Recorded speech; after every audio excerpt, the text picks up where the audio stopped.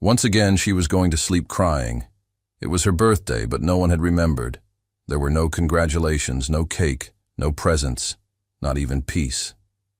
Birthday is nonsense, Lauren. You're here in my house for another year, and I should be thankful for that? You only give me expenses, there's nothing to celebrate about it, her stepmother had said, as if firing a point-blank shot. Poor Lauren Sullivan. She had already gotten used to the exhausting routine that her stepmother had imposed on her since her father died 5 years ago. But something that night had been different. There wasn't much her stepmother could say to her anymore that would hurt her. But hearing that on her birthday hurt a little more than usual. It wasn't the words that hurt her. It was realizing that no one was coming to save her. For many years she had dreamed that a prince would appear to rescue her and take her away from there, but now she was already 23 years old and had just realized that she was completely alone. No one was coming. Would her life be like this forever? Would she stay hidden at home, carrying everything alone, serving her stepmother and her daughters as if she were their maid? But what about her dreams, the trips she wanted to take, the places she wanted to see, the diploma she dreamed of getting with her name written on it? None of this would come true. What had she done so wrong that at 23 she knew only pain and suffering? That's what she wondered. She took the only portrait she had of her mother and cried even more, thinking about what it would have been like to be raised by a mother who loved her, instead of a cruel woman who humiliated her every day. She hugged her mother's portrait and fell asleep crying quietly, curled up in her narrow bed in a small room. During sleep, she dreamed of her mother. She dreamed of her mother frequently, but they were always memories from when she was a child. Memories where her mother gave her a kiss when she got hurt, made cakes and pies with her, told stories. The few happy memories she had. But that night was different. They weren't memories. "Lauren, dear, I'm sorry, I'm late." Lauren's mother seemed anxious. "Mom?" Lauren asked, confused. "Yes, dear. I was waiting for your cake to be ready. I got lost in the recipe, ended up getting a little tangled up, but I think it turned out good," her mother said with a nervous but gentle smile. "Happy birthday, dear," she said, smiling and calling her to the table to eat the cake. "Mom, is this real? Are you really here?" Lauren said, feeling tears coming. "Of course I am, silly. I'll always be here," she said, hugging Lauren. "Come on, blow out the candles. Make a wish. Today is your birthday, dear. There's something magical about birthdays." Lauren sat behind the cake, closed her eyes, and made her wish. I wish to be happy just once." And then she blew out the candles. "Very good, dear," said Lauren's mother, smiling with tears in her eyes. But suddenly, the image became blurry. "Mom?" Lauren began calling her desperately as she saw her mother's image becoming more and more distant until she disappeared. "Mom, Mom," Tiffany repeated mockingly of Lauren. "Wake up, lazy. I've been calling you for so long and you don't hear me." Was that a dream? Wasn't it real? Lauren asked herself confusedly as she sat up in bed. Her head hurt. That's what happens when you sleep crying. "Come on, get up. It's already 10 o'clock in the morning and coffee isn't ready yet." "You were late dreaming too much," said Tiffany, irritated because she woke up and coffee wasn't ready like every day. When Lauren finished making coffee for Tiffany and Brianna, Margaret called her to her office. This wasn't a good sign. Margaret only called Lauren to the office when she wanted to scold her or impose a new rule. The last time she called her, she took away her cell phone, saying it caused distraction from her tasks. So as she walked toward the office, she was already considering 1,001 terrible news she could receive. "Come in," Margaret called, her voice tense with stress. Lauren found her stepmother surrounded by papers, bills scattered across the mahogany desk like accusations. Margaret looked older than her 48 years, her face pinched with worry lines that no amount of expensive skincare could erase. "Sit down," Margaret ordered, not looking up from a particularly ominous-looking document. "We need to discuss your situation." Lauren sat uncomfortably facing the desk, her hands clasped tightly in her lap. What situation? Your father left you that college fund, didn't he? Before he died. The question hit Lauren like a physical blow. Just remembering made her sad, because one of her dreams was to graduate in literature. But that wasn't possible because the money her father had left for her to pay for college until graduation was used by Margaret to fulfill her own whims and those of her daughters. Yes. And you used it, didn't you? Lauren questioned, feeling the hurt coming to the surface. Margaret finally looked up, her eyes flashing with defensive anger. I used it to keep this family afloat after Robert's death. Do you think money grows on trees? Do you think raising 3 girls is cheap? 2 girls, Lauren corrected her. I've been working since I was 16 to pay my costs to you. Watch your tone with me. Margaret's voice became dangerous. You live in my house, eat my food. Lauren fell silent. She knew she couldn't measure strength with Margaret. I need that money back, Margaret continued. $150,000. I need you to get it back. Lauren looked at her stepmother incredulously. How exactly would I do that? What I earn working at the library cafe would never pay that amount, not even in 3 years. You're going to marry Dr. Logan Fairchild. The name hit Lauren like a bucket of ice water. Everyone in their small town knew the Fairchild name, old money, medical dynasty, untouchable wealth and social status. Lauren had never seen him personally, but she was sure he was an old man in his 80s. She had already heard stories about his cold personality, a real grumpy old man. I'm sorry, what? Lauren said, confused and scared. Margaret leaned back in the leather chair, a calculating look entering her eyes. The Fairchild family is looking for a suitable wife for their son. He's a heart surgeon, heir to a fortune most people can only dream of. And what makes you think he'll want me? Said Lauren, letting out an ironic and disbelieving laugh. He'll marry whoever I tell him to marry, if the price is right. Margaret's smile was sharp as glass. $150,000 for your hand in marriage, plus enough to settle my debts and set up Brianna and Tiffany properly. You want to sell me? I want to solve all our problems with one simple transaction. Logan Fairchild gets a wife who won't embarrass him socially. You get a life of luxury beyond your wildest dreams, and I get the financial security Robert should have provided. Everyone wins. Margaret had a perverse smile. Lauren stood abruptly, her chair scraping against the hardwood floor. I won't do it.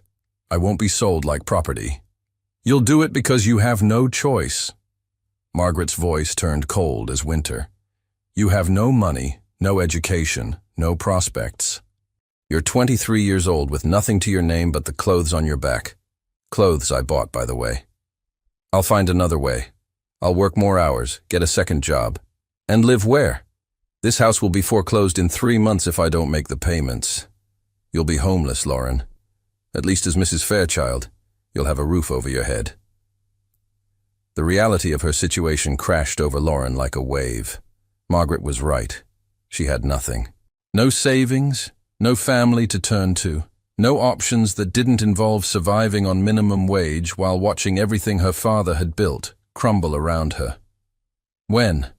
Lauren's voice was barely a whisper. I'm meeting with Logan tomorrow to discuss terms. If he agrees, the wedding will be in 2 weeks.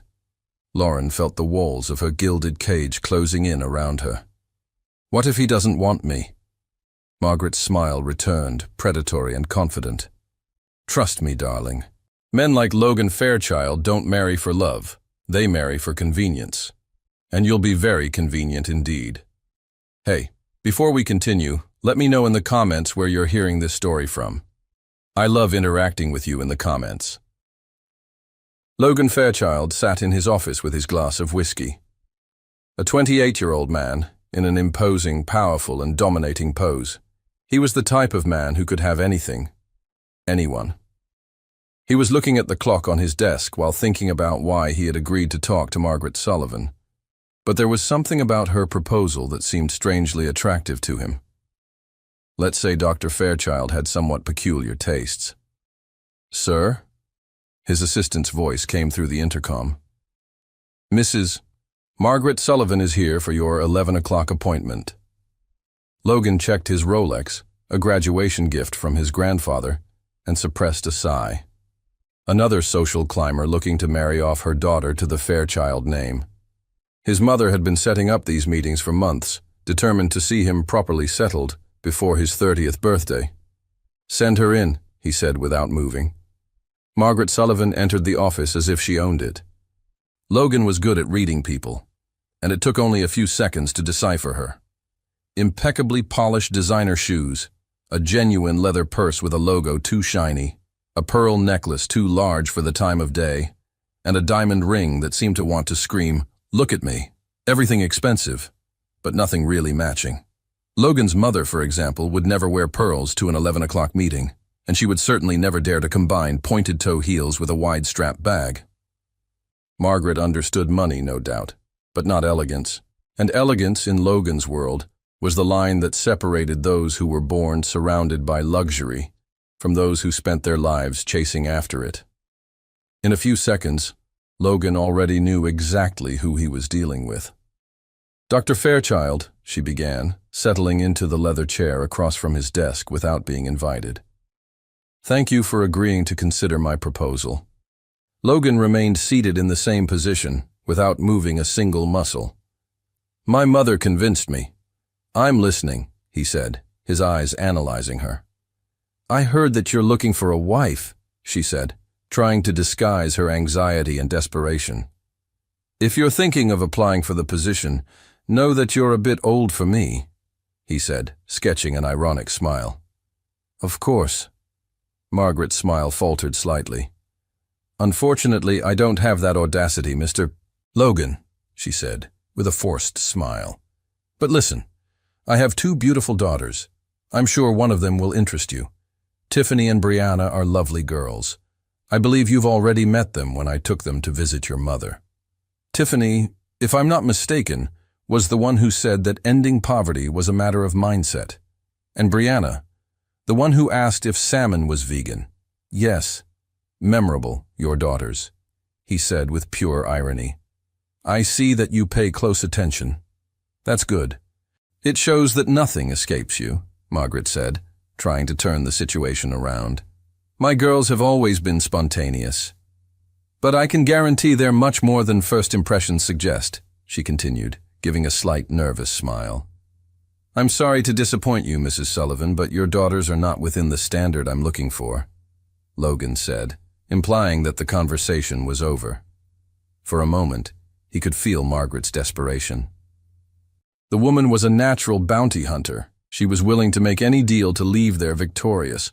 That's when she decided to play her low blow. "Dr. Fairchild, I heard that you have somewhat peculiar tastes." For the first time during the conversation, Logan looked at her with some curiosity. "What have you heard about me?" he asked with an air of mystery. "Oh, you know how conversations run in small towns like ours. I heard that you like girls.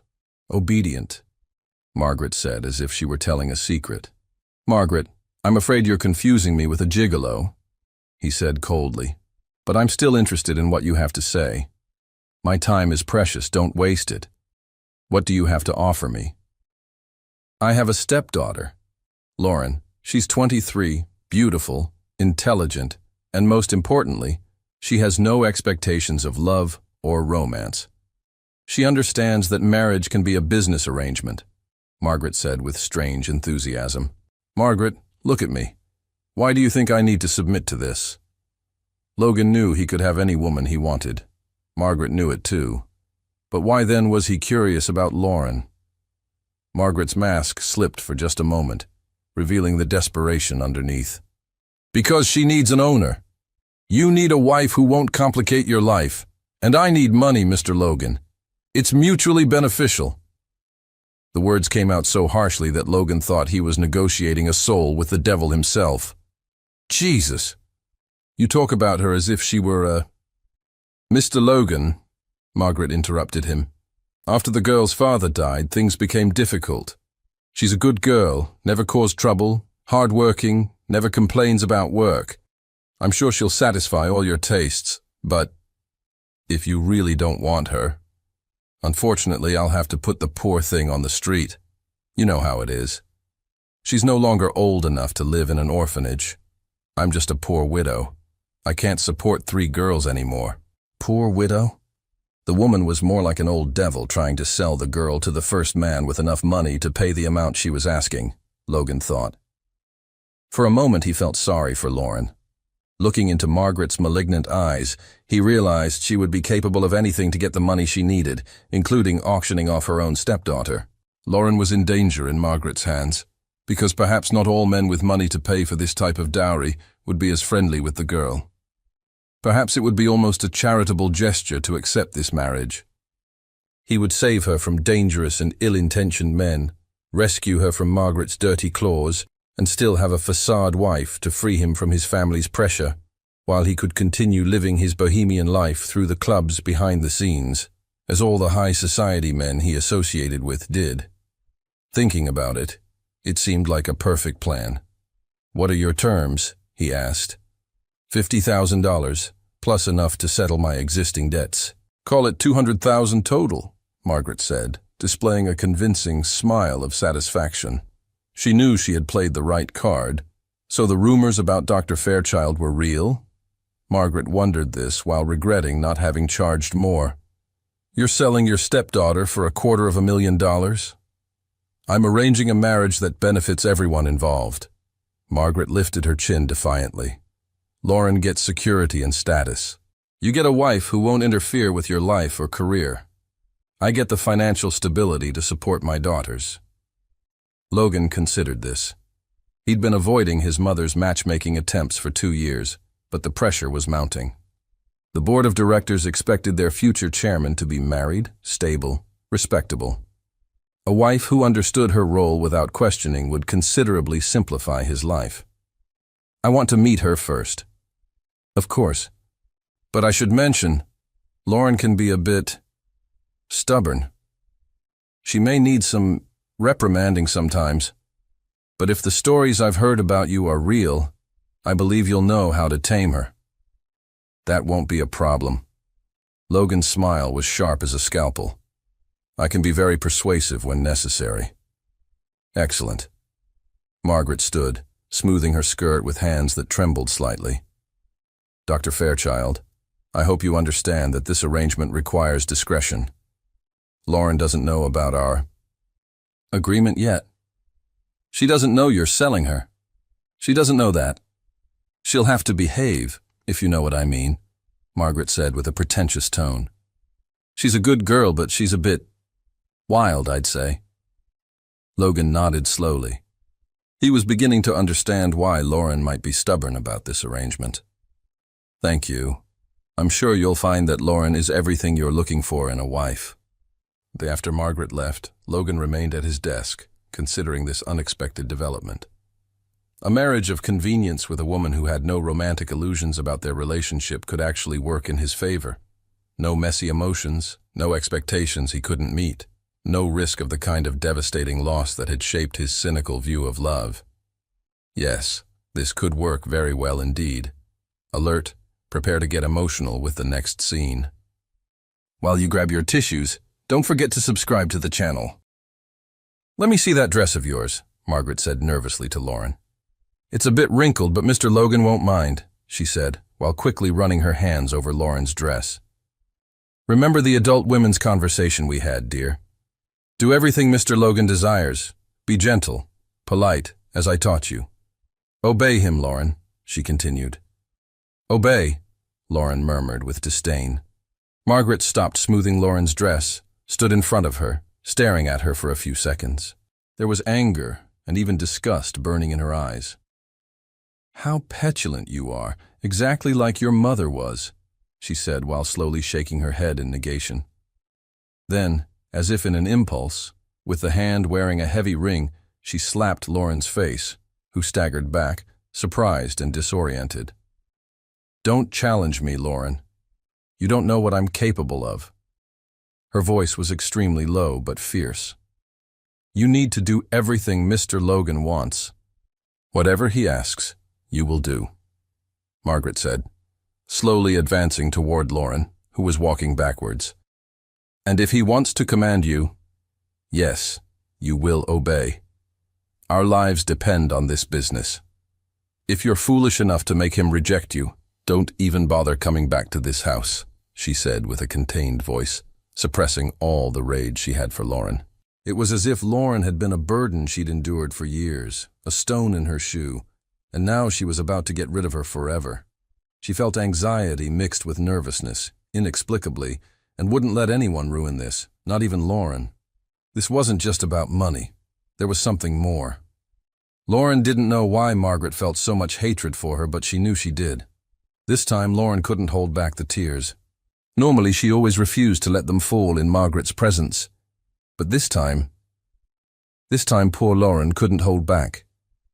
The tears began to flow in a way she couldn't control.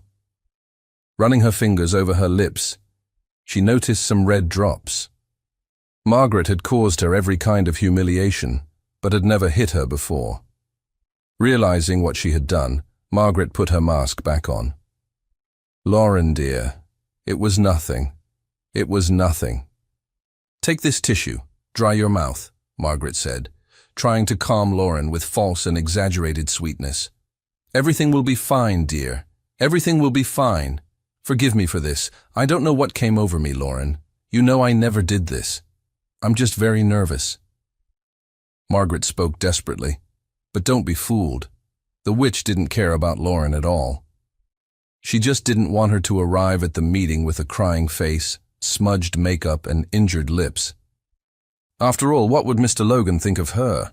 That she kept the girl in captivity? No, that definitely couldn't happen. So it was better to pretend she cared about Lauren's well-being to see if she'd stop crying and behave as she wanted. "Oh dear, stop crying, everything will be fine. You can do it. Mr. Logan isn't as bad as the rumors say," she continued. "I met him personally. He promised me he'd be careful with you," Margaret said with a false smile that conveyed more nervousness than comfort. "I'm sorry. Mrs. Sullivan, I can't stop crying." Years of repressed tears that were never shed seemed to flow there involuntarily. Then the old witch decided to play another of her diabolical cards. "Lauren, dear, look at me," she said with a sweet smile and calm voice while gently lifting Lauren's chin. "It's all right." "What?" Lauren asked, confused, trying to catch her breath after sobbing non-stop. "It's all right, dear. If you don't even want to meet Mr. Logan, I'll call him right now and say we're withdrawing from the proposal," Margaret said with strange animation. "I'll tell him you're not feeling well, and maybe I can send Tiffany or Brianna in your place." She gave a sympathetic smile. Margaret began dialing numbers on her cell phone. "Come on, Lauren. This is your chance to escape Margaret's claws. No matter how arrogant Mr. Logan might be, he's certainly better to live with than spending one more day with this witch in this snake pit." No, wait," Lauren said, desperately interrupting Margaret. "That won't be necessary. I'll go. I'll go to the meeting to meet Mr. Logan. I'll be obedient. I'll do what he asks. I'll also be gentle and polite as you told me to be," Lauren said, composing herself. "Great, dear. Good girl," Margaret said, squeezing Lauren's cheeks while smiling, her eyes gleaming like dollar signs. "I knew you were smart. Now go wash your face. Mr. Logan's driver arrives in 5 minutes, and you can't go like this with smudged makeup. Maybe he'll even prefer you without makeup," she said excitedly, as if she'd just won a lottery ticket. Then a dark car stopped at the door.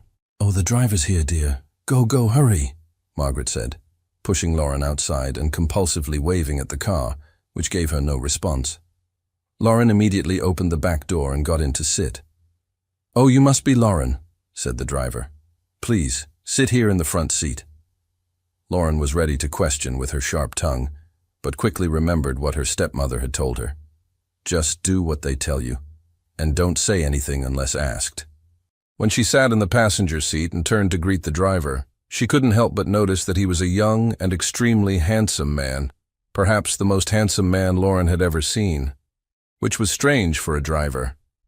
His clothes also didn't match the profession, as he wasn't wearing a uniform.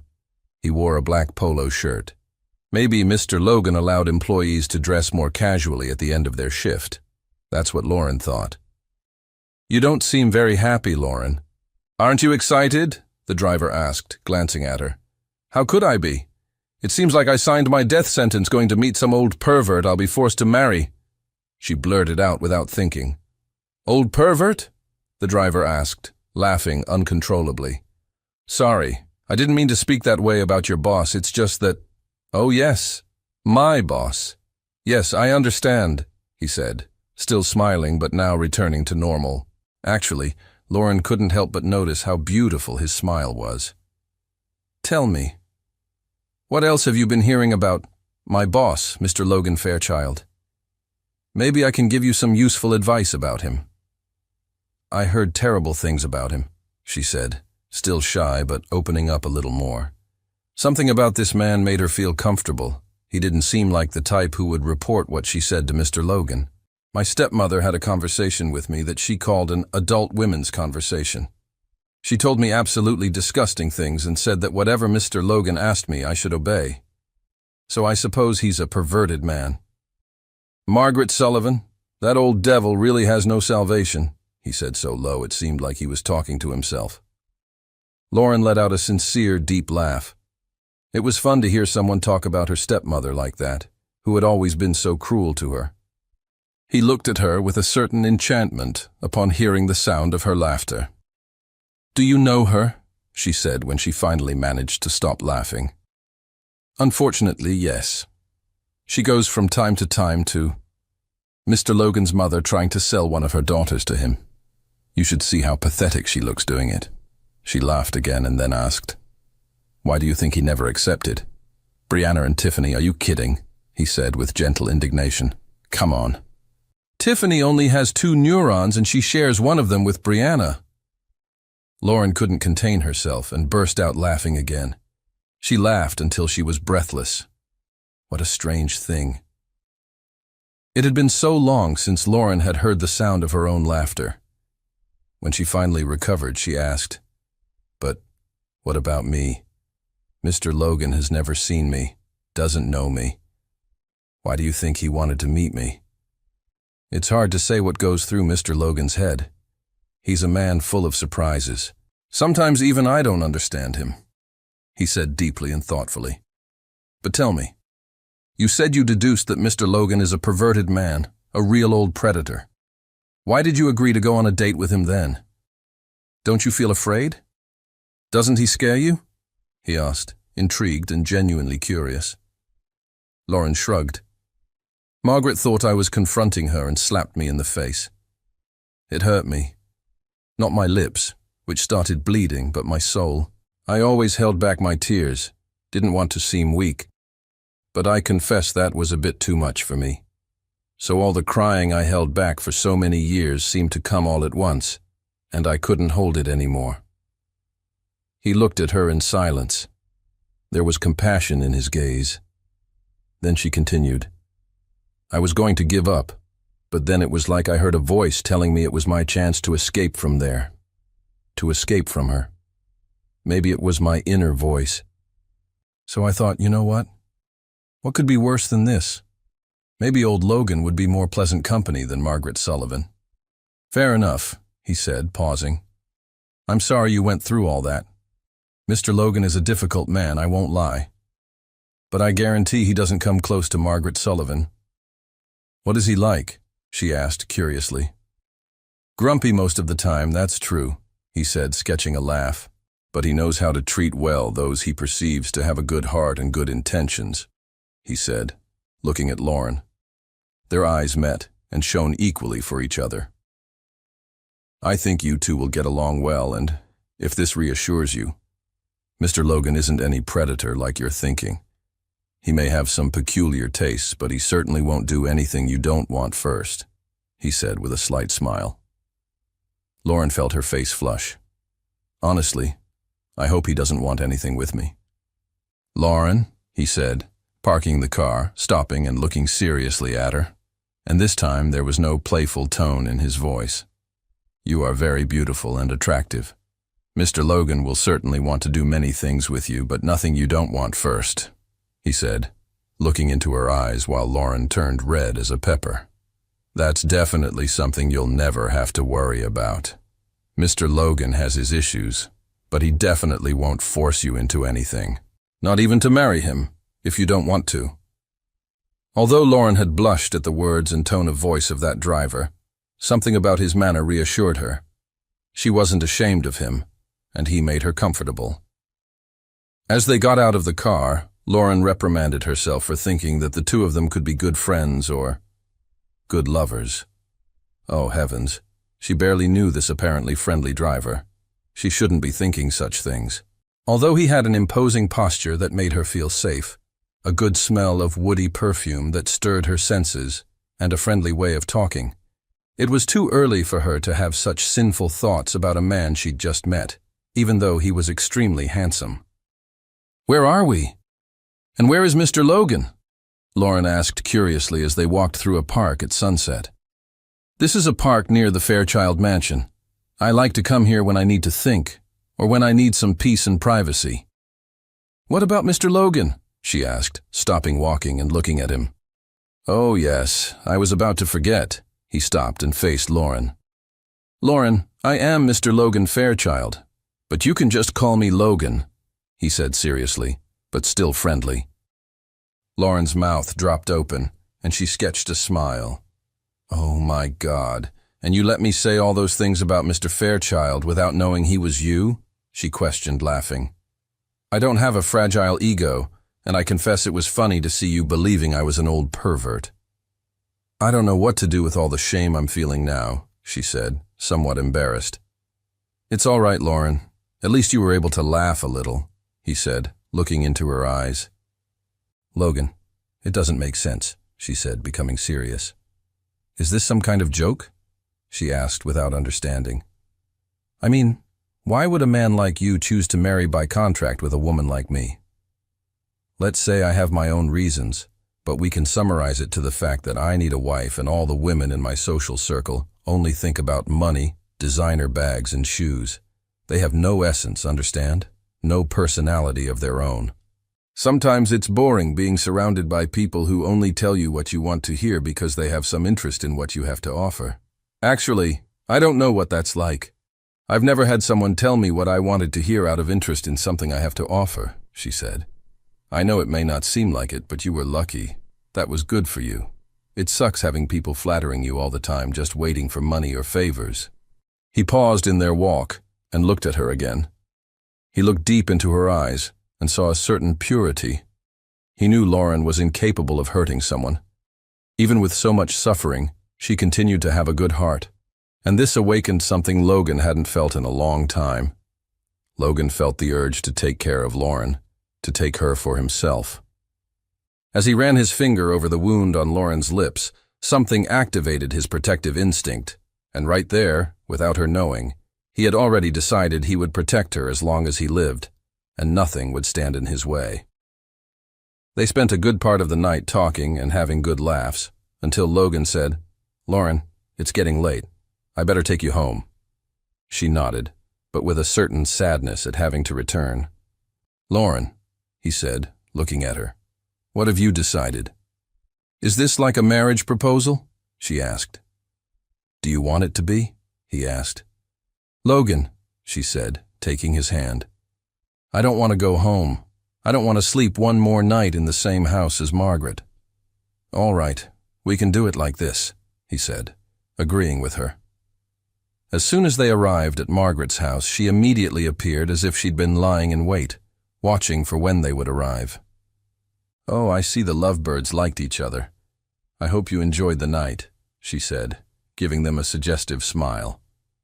Lauren walked right past her without even looking at Margaret, went upstairs to get some of her belongings, like her mother's photo. Something curious about Logan was that he knew very well what each person deserved from him. While Lauren deserved his care and compassion, Margaret deserved his brutal force. Then Logan leaned toward Margaret, almost as if he were going to tell her a secret. "So there you are, you old devil." There was a danger warning in his voice. Logan also knew how to be a bad man. "What is this, Logan? Is this any way to talk to your new mother-in-law?" she said indignantly, as if demanding respect. "To you it's Mr. Fairchild," he said, staring at her closely. "I saw what you did to Lauren. Her mouth is hurt." "Mr. Fairchild, of course. Forgive me for the inconvenience. It was an accident." "I already apologized to the girl," she said nervously. "It seems Margaret Sullivan wasn't so brave now, was she?" Margaret. You know I don't like people touching what's mine. Tomorrow you'll go to my office and collect your change from my assistant and disappear from my sight. I don't want to see you or even hear your voice. And as for Lauren, if I know or even imagine you're doing something to her, I'll put you in your place faster than you can imagine. Do you understand me?" He didn't get excited, didn't shout, didn't even speak loudly. On the contrary, his voice was so calm it seemed mortally dangerous. Margaret nodded with a look of terror and panic. After all, who was Logan to cause so much fear in Margaret? She realized that maybe Logan had secrets she didn't know about, and perhaps it was better not to search too much. Lauren woke up in the most comfortable bed she had ever slept in. Logan had given her the best guest suite in his mansion, second only to his own master bedroom, of course. An enormous room decorated in navy blue, white, and gold tones. It looked nothing like the tiny attic where Margaret had shoved a bed and called it Lauren's room.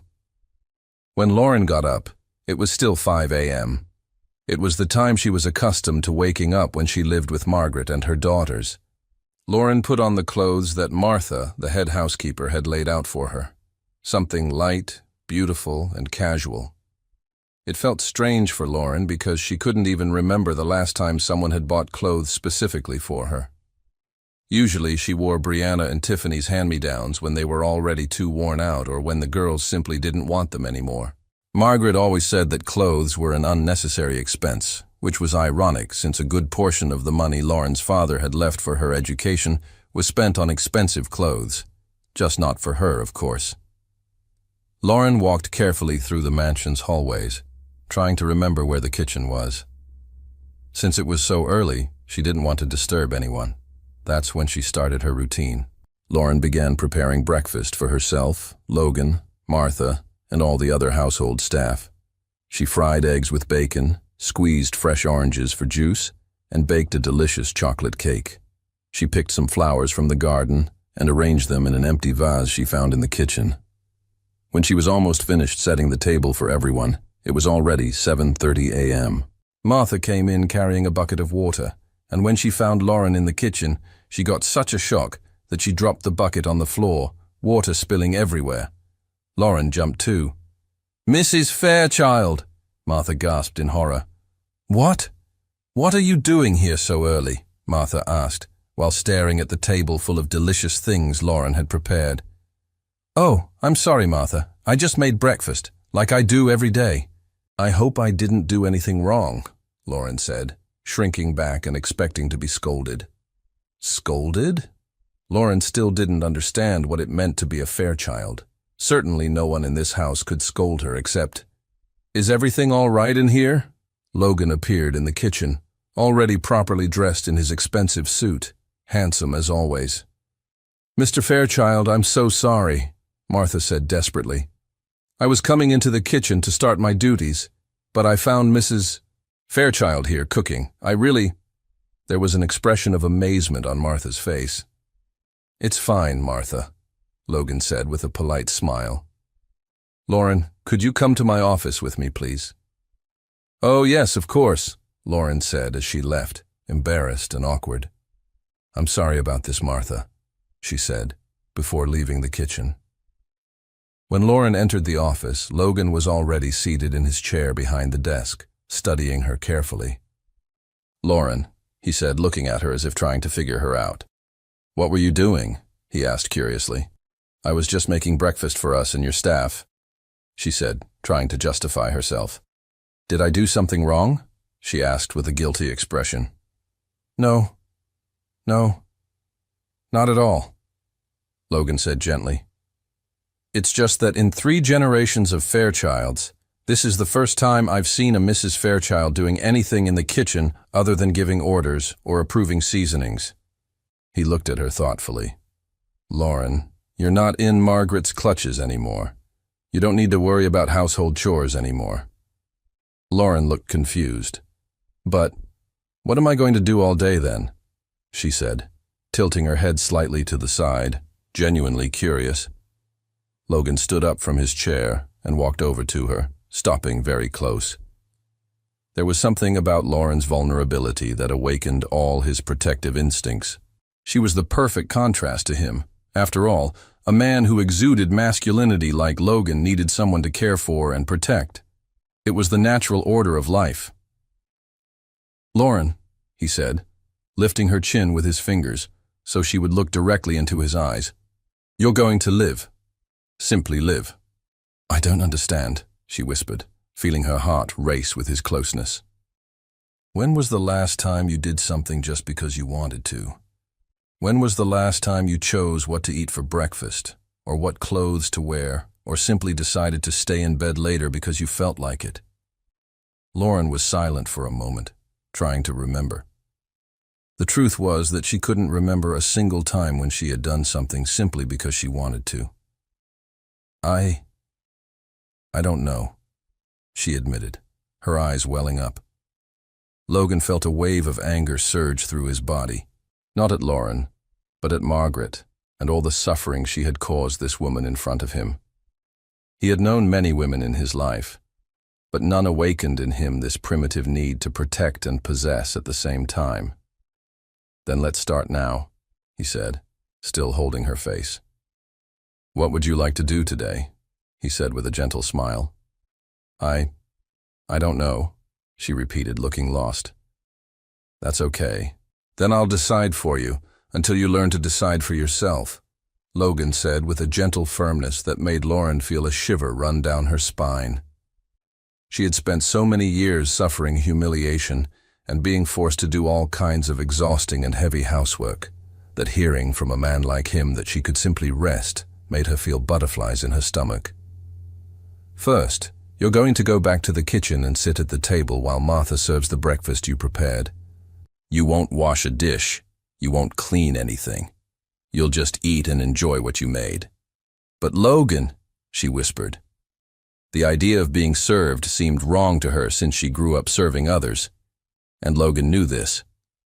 "Obey me, Lauren," he said calmly and compassionately, almost like a whisper, while gently stroking her lips with his thumb.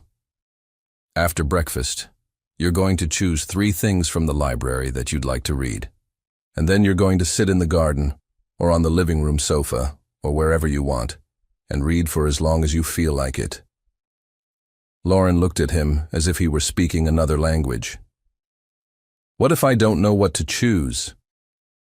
"Then I'll choose for you," Logan replied without hesitation. "My job now is to take care of you, Lauren, and part of that is teaching you that you deserve to be happy." Something in Lauren's chest warmed at these words. No one had ever spoken to her this way. Lauren didn't know what it was like to be cared for, loved, and protected. "Logan," she said softly, "I don't know how to be happy." "Then I'll teach you," he replied calmly, not looking away from her eyes, and there was a promise in his voice that made Lauren's heart race. "Step by step, day by day. You don't have to carry the world on your shoulders anymore, Lauren. Let me carry it for you." He leaned in and gently kissed her forehead. Lauren could feel for the first time what it was like to be cared for. "Come now," Logan said, offering his arm to her. "Let's have breakfast together. And Lauren?" "Yes? From today on, the only person you answer to is me, and I only want one thing from you." "What?" she asked, curious and a little nervous. "For you to be happy," he said simply. "That's the only order I'll ever give you." When they returned to the kitchen, Martha had arranged everything perfectly. She served Lauren as if she were a queen, and for the first time in her life, Lauren felt like one. Logan sat beside her, occasionally putting more food on her plate or pouring her more juice, small gestures that meant the world to Lauren. "This is delicious," Logan said, tasting the cake she had made. "Where did you learn to cook like this?" "My mother taught me when I was little," Lauren replied, a nostalgic smile crossing her face. "Those were the only moments when it was just the two of us. She would be very proud of you, Logan said, watching how Lauren's face lit up at the memory of her mother. After breakfast, Logan kept his promise. He took her to the library, a majestic room with floor-to-ceiling shelves filled with books of every imaginable genre. Lauren was speechless. "Choose 3, Logan said, positioning himself behind her. Lauren walked slowly through the stacks, running her fingers along the book spines. It was like being in a literary wonderland. Finally, she chose a classic novel, a book of poetry, and one about art history.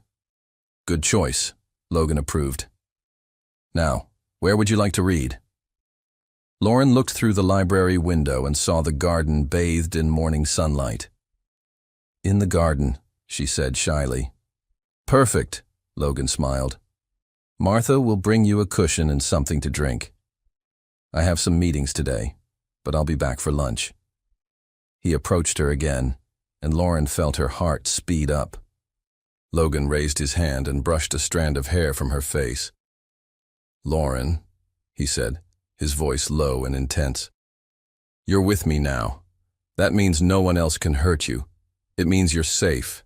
It means you're free to discover who you really are, away from Margaret and anyone who has hurt you in any way." "And what does that mean for you?" she asked, mesmerized by his gaze. "It means I'll do anything to protect you, anything to see you smile, anything to make sure you never feel alone again," Logan replied, and there was an intensity in his voice that made Lauren tremble. "Logan." "Shh." He placed a finger on her lips.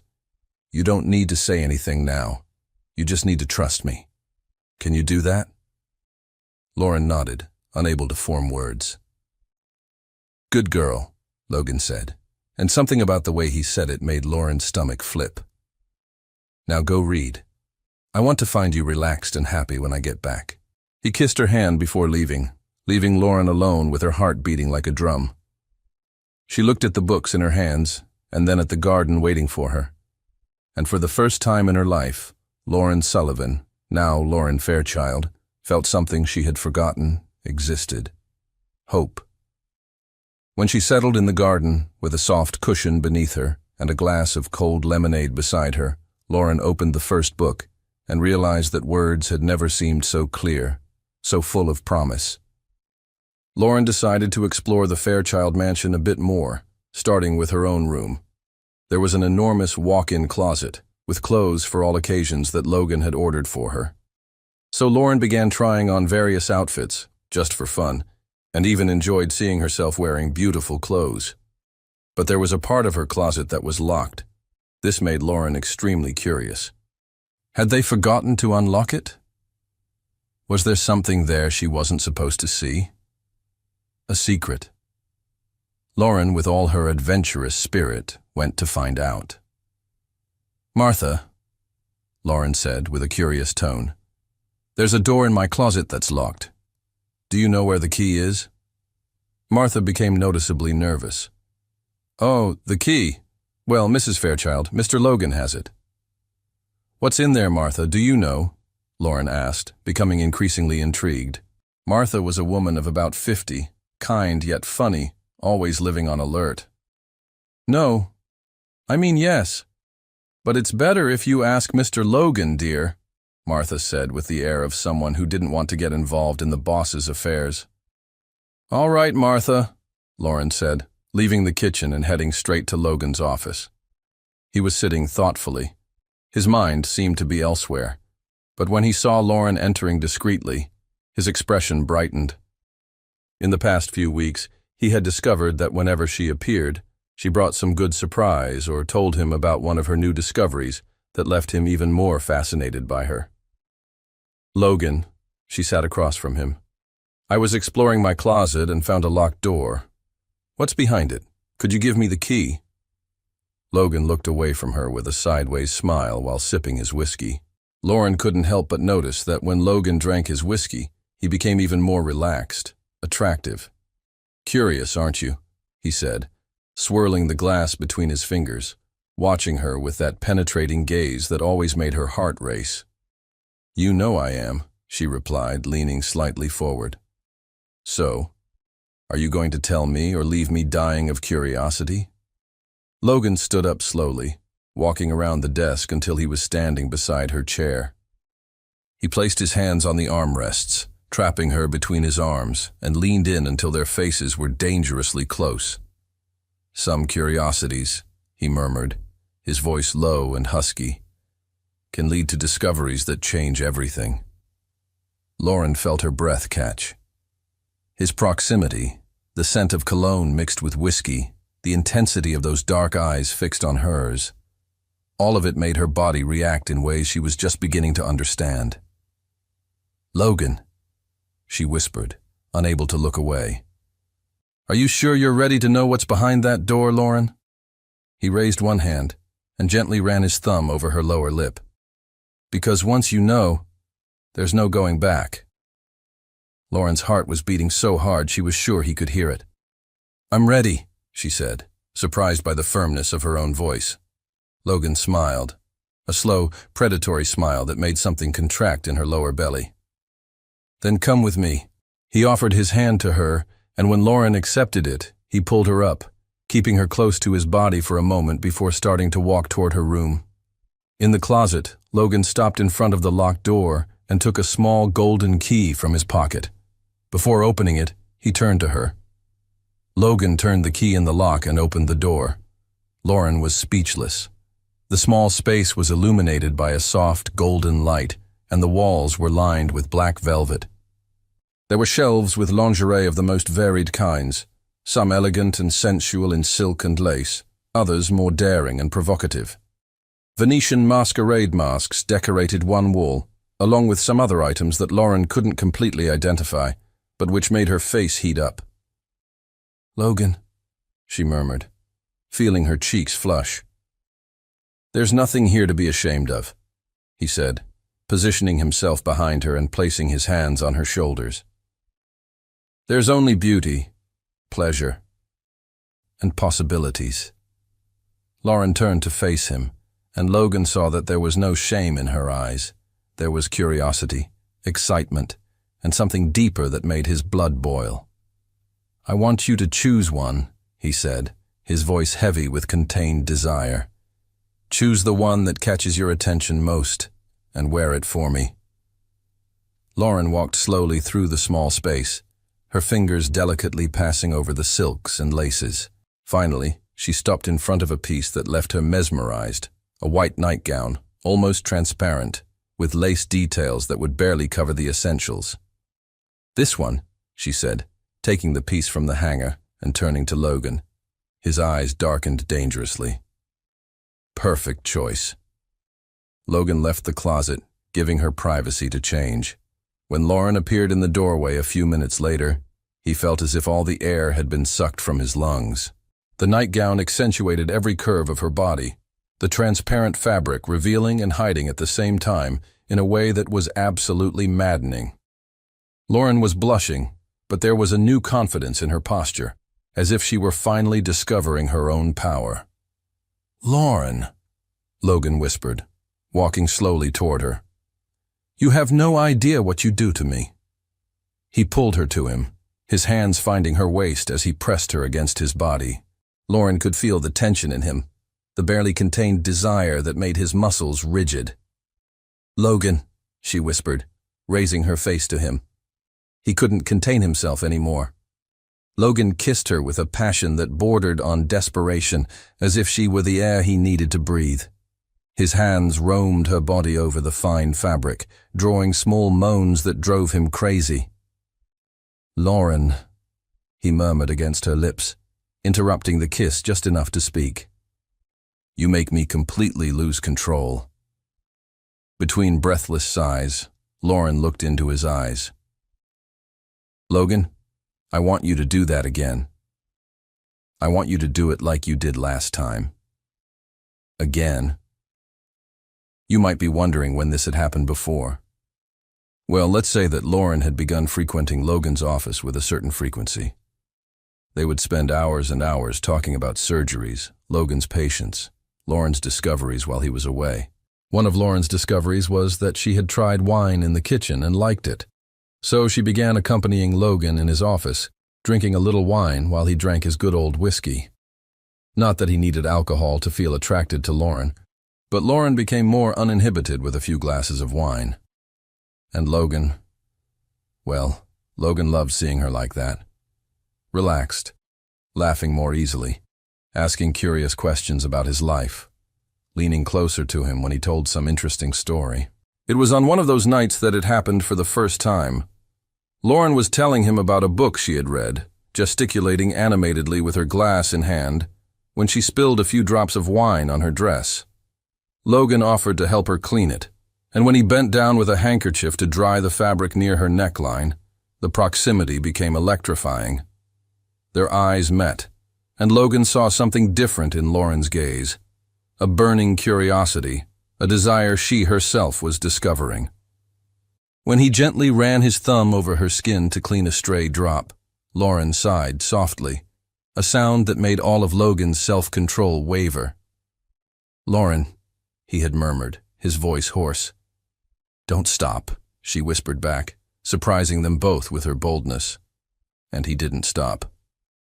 That night, Logan had delicately explored something in Lauren, teaching her about pleasures she didn't even know existed, always attentive to her reactions, always making sure she was comfortable.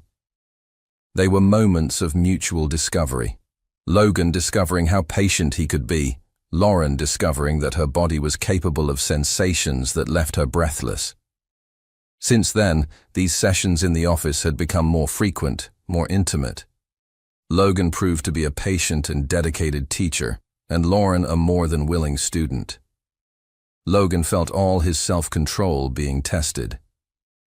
He approached her slowly, his hands finding her waist over the fine fabric of the nightgown.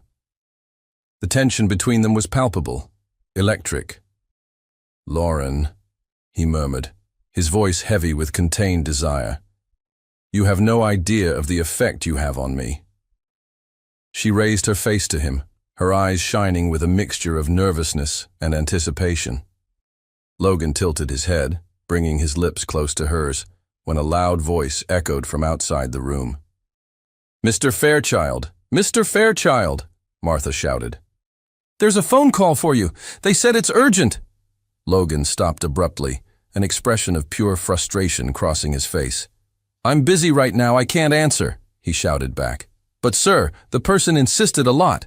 They said it was about family." Lauren, still breathless, placed her hand on his chest. "Go, Logan. It might be important." "I don't want to leave you like this," he said, looking at her with desire and concern mixed together. "It's okay," she smiled, still flushed. "We'll continue later." Logan kissed her forehead tenderly. "I'll be back in 5 minutes. Don't go anywhere." He got up reluctantly and left the room. Lauren lay on the bed, still feeling the effects of his caresses, a mixture of frustration and anticipation running through her veins. In the office, Logan answered the phone with barely disguised irritation. "Hello?" "Logan, darling, it's Courtney." His cousin's voice sounded too cheerful for his taste. "Courtney," Logan said coldly. "What do you want?" "Oh, how cold. Listen, I need a huge favor.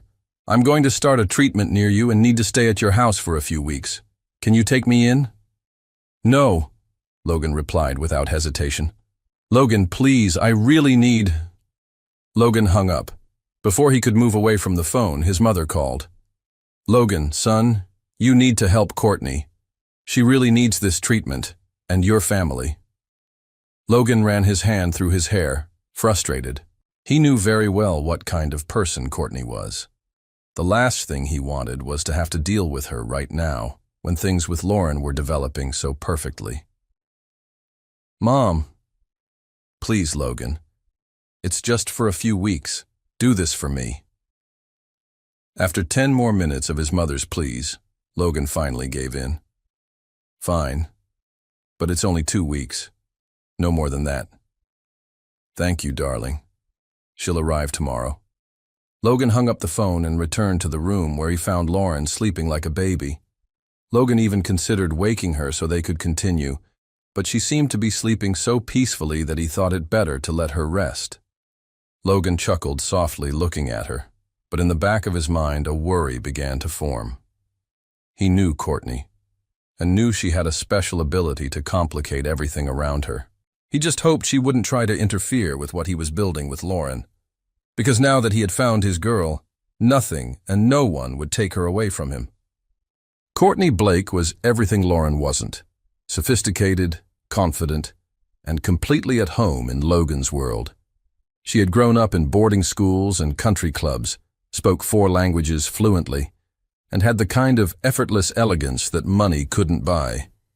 She had been in the house for a week and was making Lauren's life hell. "Oh my God," Martha exclaimed upon seeing Courtney coming down for breakfast wearing only a nightgown that was far too sheer. She walked around the house as if she were the owner returning from a long trip and was simply reclaiming a place that was hers.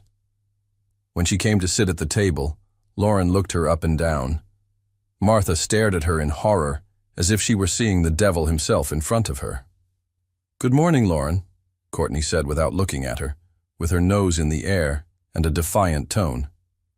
"Courtney, I think I need to remind you that you're not in your own house," Lauren said without raising her voice, coldly. It seemed she was learning to be a bit like her husband. "And am I in yours?" Courtney said, while pouring herself a glass of juice. "Lauren, we all know that this marriage of yours to my cousin Logan is nothing but a big charade, but don't worry about my nightgown. I know Logan left early today and won't be here for breakfast."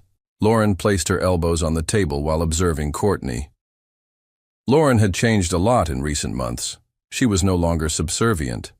Gradually, Logan had taught her to be a bit like him, and she had become an excellent student. During the hours Lauren spent in the library, she had begun reading Logan's favorite books. One of them was called The Art of War, and Lauren was certainly at war now. She had even tried to be a good hostess. She had her staff change the entire week's menu to accommodate Courtney's gluten-free diet restrictions, hired a nurse to help her with her medications, made her driver available so Courtney could go wherever she needed. But Lauren had learned an important lesson. When you bring pigs into the castle, they don't become kings. The castle becomes a pigsty. Courtney had gradually dropped the mask of a helpless victim who needed help from her rich cousin to access her treatment, showing her claws and revealing her true intentions. She began testing all of Lauren's limits. She started bossing around Lauren's staff, asking them to cook exclusive recipes for her. One day, Lauren found Martha crying because Courtney had treated her very badly.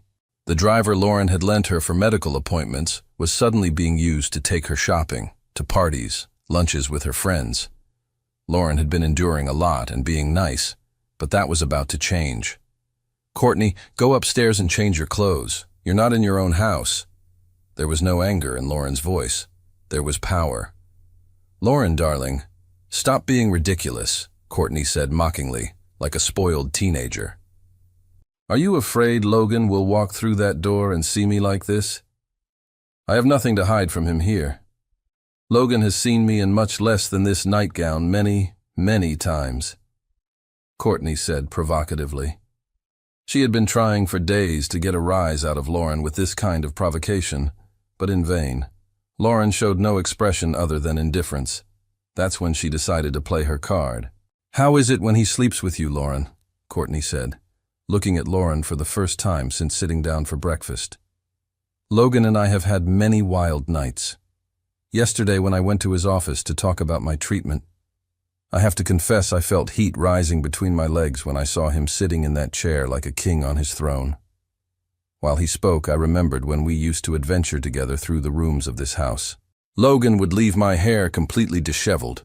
We looked like 2 wild animals," she said with an excited laugh. "You don't have the way to act uninhibited like that, Lauren. Logan likes good girls, but only until he gets tired of them. What he really likes are women who know how to do it. You seem boring. He'll get tired of you soon. Just warning you." Lauren continued looking at Courtney without any expression. It seemed like a complete waste of time to respond to this provocation, until she remembered something interesting that Logan had said to her in one of their conversations. "Lauren, If you keep feeding the rats because you feel sorry for them, they always come back wanting more, until one day, the house is no longer yours, but the rats. We don't give food to rats. We give poison to rats, or we beat them to death," Logan would say to her with his usual ironic smile. "Martha, where is my gluten-free bread?" Courtney said normally, as if she hadn't just said the worst atrocity she could have said to Lauren a minute earlier. "Oh, sorry, Miss Courtney, I'll get it," Martha said nervously, like someone who always lives on alert. "You need to better instruct these employees of yours, Lauren. They're always forgetting things," Courtney said mockingly. Martha was turning to leave hurriedly. Until... "Martha." Lauren called her neutrally. Martha turned to her. "Don't bring anything. Serve the gluten-free bread to my dogs," Lauren said without moving from her place. "What is this, Lauren?" For the first time, Lauren had seen something on Courtney's face that wasn't sarcasm, mockery, or irony. Lauren continued, "Martha, ask someone to clear the table. Breakfast has just ended." Martha nodded with a slight smile while looking proudly at her employer. "Lauren, are you crazy? I haven't eaten anything yet," Courtney protested. "If you hadn't wasted time talking nonsense, you would have had time to eat," Lauren said while standing up and placing both hands on the table, leaning toward Courtney. "You're not in your own house. You're in my house, and in my house there are rules. There's a time to start breakfast and also to end it. And there are also appropriate clothes to sit at the table, and you're certainly not wearing them. But if you want to continue sitting here, tomorrow I expect to find you wearing something other than a transparent nightgown." The snake Courtney was caught by surprise. She had certainly misjudged Lauren. "Martha," Lauren continued, "starting tomorrow, the menu returns to normal. What Mr. Logan and I usually eat will be served." She then turned back to Courtney. "If Miss Courtney wants to eat something gluten-free, she'll prepare it herself, and Courtney, my staff will no longer serve you. You'll wash your own clothes, make your own bed, manage your own medications. If you need to go out, there's a bus stop 2 blocks from here. My driver won't take you anywhere." "Have you lost your mind, Lauren?" "Maybe I have, Courtney. But just as you made sure to remember the moments when my husband was distracted with you until he found the woman he wanted to marry, I want you to also remember that you're not at a vacation colony, nor at a spa, much less at a hotel. Here we all have functions, and you'll have one too. Martha will guide you on how to take care of the garden. It's good for you to have some distraction, so there won't be time left to fill your head with nonsense." Lauren had just dropped a bomb with the most cordial tone in the world. Courtney was left speechless, but you could see the desperation on her face. "Who do you think you are to do this, Lauren? I just want to see what Logan will say when he finds out what you're doing to me," she said with feigned tears. "Oh, Courtney, don't take me wrong. I just can't let you feel so comfortable disrespecting me in my own house. As for Mr. Logan's reaction, don't worry. I'm going to take him to the bedroom tonight, and when he sees the new lingerie I bought, he won't even remember you're in this house, and I'm sure that if you interrupt us, he won't be happy with you." Lauren approached her and said, "And as for who I am Mrs. Fairchild." Lauren left. Courtney stared in shock, and Martha gave a little smile while looking over her glasses, proud of her employer. Lauren really wasn't the same anymore. Logan came home almost desperately. Lauren had sent him a photo of how she was waiting for him in the bedroom with a glass of wine in hand, and the man went crazy. While he was running up the stairs, Courtney called him. "Logan, we need to talk about your—" "Oh, I can't right now, Courtney. I have something very important to do," he said, interrupting her without even looking at her. "Lauren treated me like I was a dog, Logan," she said, grabbing his arm. He rolled his eyes in annoyance while turning to Courtney somewhat impatiently. "Speak up, Courtney, be brief," he said in a dry tone. "Logan, Lauren ordered your staff not to obey me. She said if I wanted to eat to prepare my own food, that I should wash my own clothes, and said that starting tomorrow, I'll have to take care of the garden, because I'm not in a hotel." Courtney thought that by telling Logan this, it would make him angry, or turn him against Lauren. But the exact opposite happened. He became even more fascinated by Lauren. "Courtney, from what I understand, Lauren simply asked you to behave like a normal person, instead of a spoiled rich girl. "Now, if you'll excuse me, I have a very important meeting with my wife," he said in a serious tone. "But Logan," Courtney said with obvious frustration. "Courtney," Logan said in a deadly low tone, but audible enough for Courtney to feel the danger in his voice. "Now, Lauren has more authority in this house than I do. If my wife wants to impose rules in the house that is hers, you should obey without question, or go back to your house. Now, I'm about to be very happy. If you interrupt me again, I won't be so happy, and you don't want to see what happens when I'm not happy." In the early morning hours, Courtney got up to go to the bathroom and passed by Logan's room. Everything seemed too quiet, so she decided to put her ear to the door, but bitterly regretted it. Through the door, she could hear Logan's low, husky voice, loaded with an intensity she had never experienced with him. Just like that. Exactly like that. "My beautiful..." His voice was pure command, pure dominance, and there was something in the way he spoke that made it clear that Lauren was completely his. "Logan." Lauren's voice was a breathless whisper, surrendered, full of desire. "Please." "Please, what?" Logan asked, and there was an authority in his voice that made Courtney swallow hard. "Tell me what you want, Lauren. Use words." I want you completely," Lauren murmured, and there was a vulnerability in her voice that contrasted perfectly with his dominance. "Good girl," Logan said, his voice loaded with approval and desire. "You're mine, aren't you? Say it." "I'm yours," Lauren replied without hesitation, her voice broken. "Completely yours." "That's right. My perfect wife," Logan murmured, and the sound that followed made it clear that he was completely lost in her, that Lauren had become the center of his universe in a way that Courtney could never be. Courtney moved away from the door with a heavy heart, finally understanding that there was no place for her there. Logan wasn't just physically with Lauren, he was emotionally and completely devoted to her in a way that Courtney had never witnessed. Logan and Lauren came down for breakfast like two teenagers in love. There was no sign of Courtney. Martha said Courtney left in the early morning hours extremely irritated. "It seems you put her in her proper place, Mrs. Fairchild," Logan said proudly to Lauren during breakfast. Lauren smiled, feeling victorious and, for the first time, truly powerful. "I learned from the best," she replied, meeting his gaze with a confidence that didn't exist months ago. "Yes, you did," Logan agreed, pulling her closer to him and kissing her forehead tenderly. "And I couldn't be more proud. Hey, my darling, if you enjoyed the way Lauren put Courtney in her place, don't forget to leave your like. That way you encourage me to bring good stories like this one."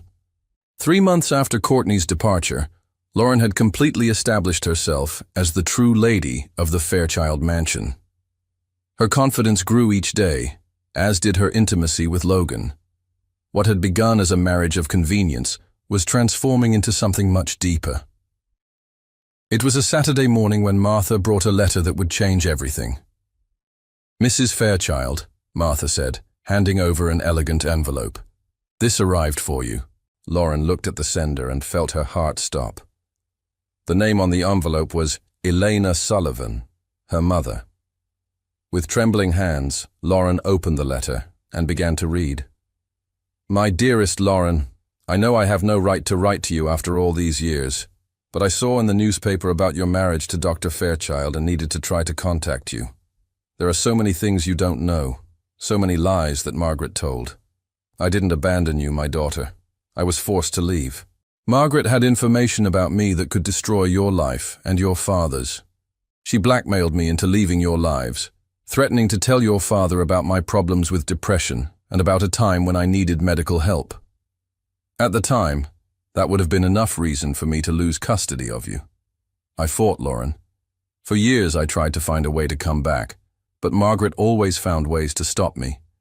She moved cities, changed phone numbers, made sure I could never find you.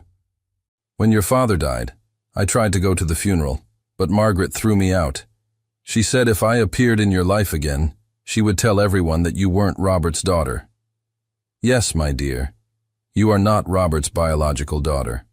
Your real father is named David Chen, a wonderful man I met before I got married. When I discovered I was pregnant, Robert offered to marry me and raise you as his own daughter. He loved you as if you were really his. Margaret discovered this by going through my personal papers and used this information to control me throughout our entire marriage. When I couldn't take it anymore, she gave me a choice. Leave your life forever, or see all the truth revealed in a way that would destroy you.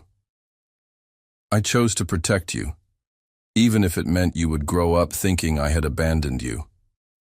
Now that you're married and protected, I feel I can finally tell the truth. If you want to see me, I'll be at the Central Cafe downtown next Saturday at 3 p.m. With all my love, your mother, Elena. Lauren let the letter fall to the floor, tears flowing freely down her face. Everything made sense now. Margaret's hatred toward her, the way she always treated her like a stranger, the cruel references about her mother.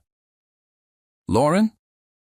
Logan appeared in the office doorway, having heard the sound of crying. What happened? She couldn't speak, just pointed to the letter on the floor. Logan picked it up and read quickly, his expression growing darker with each line. My God, he murmured, kneeling beside her. Lauren, I'm so sorry. She didn't abandon me, Lauren whispered between tears. All these years, Margaret made me believe my own mother didn't love me. Logan pulled her into his arms, holding her while she cried. We'll find her, he said determinedly. We'll go to the cafe on Saturday. And what if it's a lie? What if it's just another way to hurt me? Then we'll face it together, Logan said, kissing her forehead. But something tells me your mother is telling the truth. The following Saturday, Lauren was too nervous to eat anything. Logan insisted on accompanying her to the cafe, promising to stay discreetly at a nearby table in case she needed him. When Lauren saw the woman sitting in the corner of the cafe, she immediately knew it was her mother. She had aged, had gray hair and expression lines, but her eyes were exactly as Lauren remembered. Mom? Lauren said hesitantly, approaching the table. Elena stood up quickly, tears already running down her face. Lauren, my beautiful girl.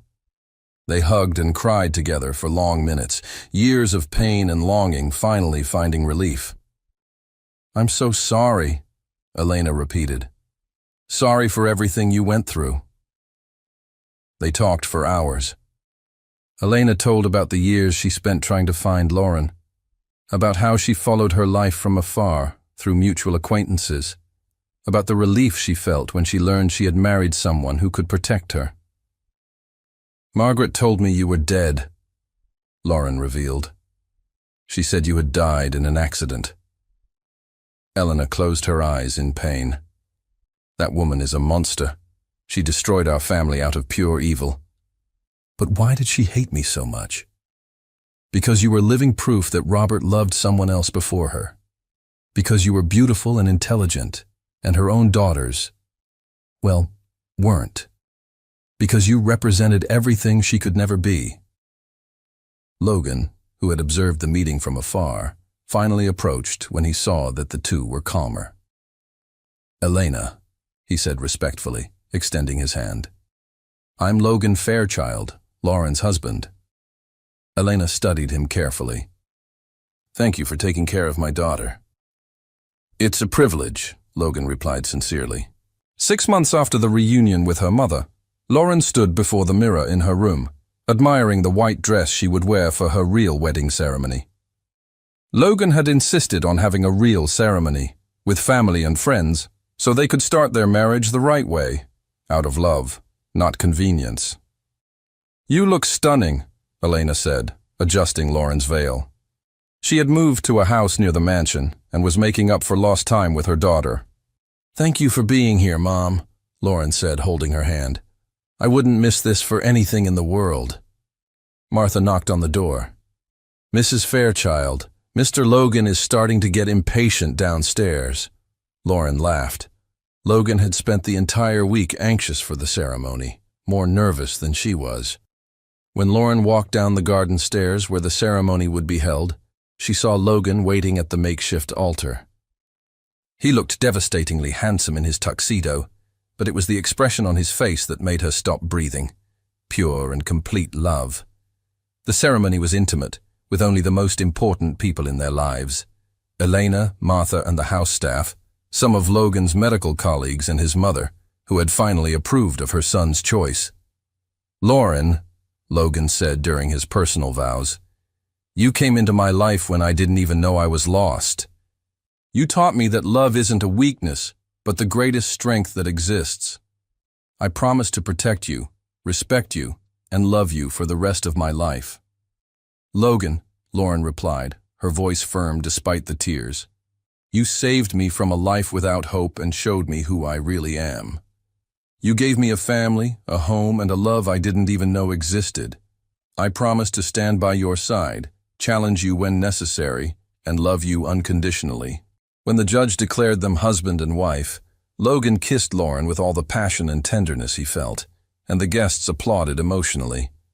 During the reception, Logan pulled Lauren to dance.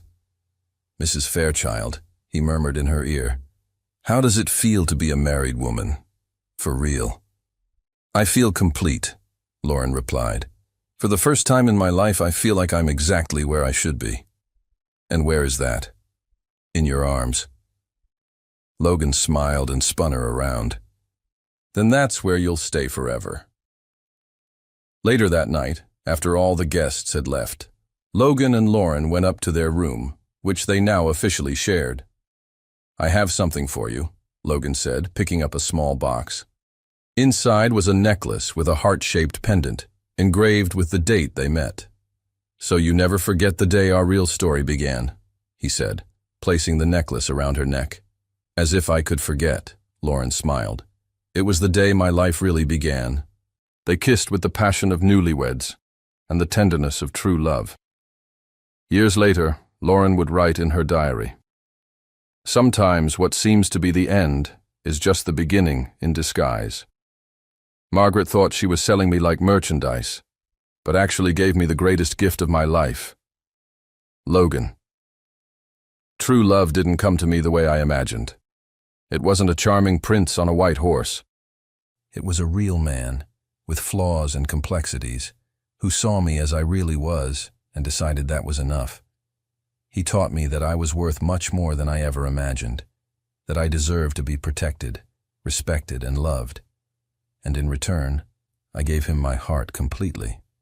Our story began as a business deal, but transformed into the greatest love story I've ever lived. And every day, when I wake up beside him, I thank Margaret for being cruel enough to push me into the arms of the man who would become my salvation and my home."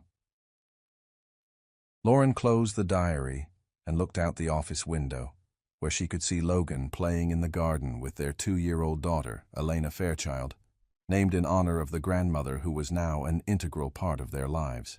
She smiled, placing her hand over her belly where their second child was growing, and knew that her story had found the perfect ending. Not because everything was perfect, but because it was real, it was hers, and it was filled with love. Margaret had tried to break her spirit, but only managed to forge it into something stronger. And Lauren Fairchild,